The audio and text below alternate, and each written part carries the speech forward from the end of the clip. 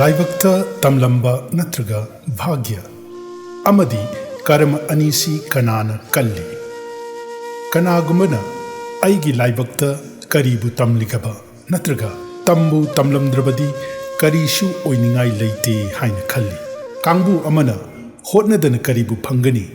khudingmak aigi karmana lepkadabani haina lauri shamna kangbu amana bhagyana arepani hairi aduga kangbu amana karmana laibak lepangami haina lauri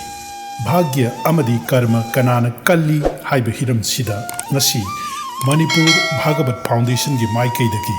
Purangi warida yumfam oiba video ama kudol tamjari nongma devarshi nardana vaikuntha lokta chatlame mafamduda mahakna Sri Vishnu bu khurumjaraga wafam khara hangatchaki Prabhu prithibida nahak lei haibagi mami yamna samkhre yengbiyo dharma kaijadaba miyoisingna hena awa anasing thangli aduga tamthiba natta oidaba tauba kayana nunga yaifaba wata padaba haibadu oiri devarshigi wafambu tabada Bhagavanna momon nokladun hairi madu achumba natte thokliba natraga oiriba khudingmak magi bhagyana lepkhrabadamak oiribani Nardana khudakta hairaki Prabhu aina hauzik prithibida papi singna afaba phol sing phangba aduga achumba dharmagi lambida chachabana awa ana oina phangba uraga laklibani khoirum momon nokpa Bhagavanna nardagi mafamda thaudoktumak tammu haibiki Nardana prithibida urakpa thaudoktu tamjaki Prabhu hauzik nanai aihak jungle amadagi laksabani mafamduda sanbi ama Lainang marakta taaduna kakhatpa ngamdana yamna wana leirami adugumba mafamduda sanbi adubu kanbinaba kana amata leiramde tanjaduda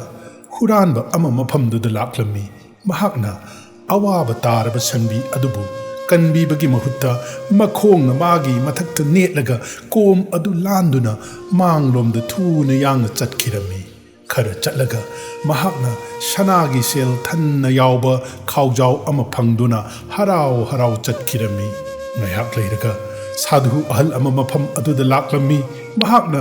awaba tarba sanbi atubu ubada mabu kanbinaba hotnarami yamna wana magi areiba pangal sakti puthoktuna hotnaraba matungda sanbi adubu mahakna kanbiki adubu angakpa oina aina ukhi madudi sadhu aduna sanbi adubu kanbiraba matungda mafam adudagi khara chatkaraga kom amada tasinki masibu karamba makalgi bicharno Prabhu Nardagi wafambu tarabada Bhagavanna momon nokladun hairaki he Narada nahakna uriba adu khakna achumba natte huranba adugi marai bakta numit aduda masing thingamdraba lanthumgi mapu oyu haina tamkharabani adubu